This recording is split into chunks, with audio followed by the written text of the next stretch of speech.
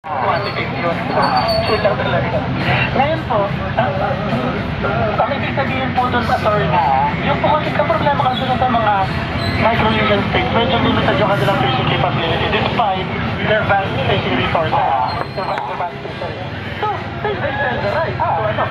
So, doon po panahon sa 2015, they sold about 309 fishing licenses to various countries, including the Philippines, generating about over 15 billion pesos in revenue for them.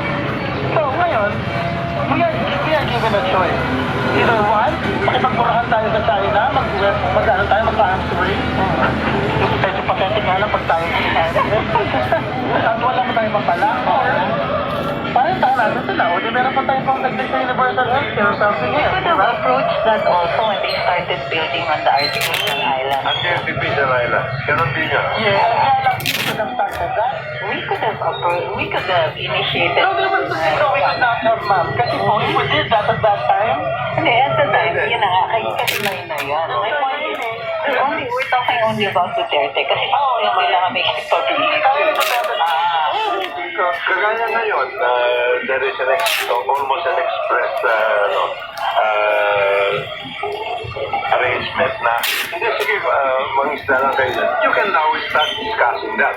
Pwede mo na sabihin, nangingisda kayo sa ano namin, ha? Ganito yan. Pwede ba naman tayo?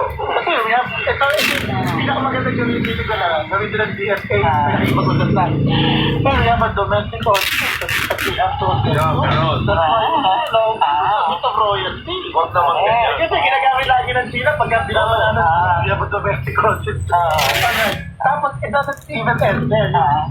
Pagbabayarin mo lang ng fees. Not even. We can follow yung sa Indonesia naman. Kasi our fishermen also fish in Indonesia. Yeah. Ang rule po doon, first, joint venture yan, Filipino-Indonesian.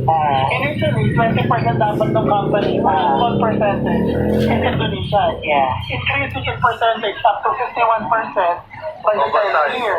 By the 10th year. Yeah. Tapos, ang bayad nila, $500 to $1,000 per vessel, plus a certain percentage na sales.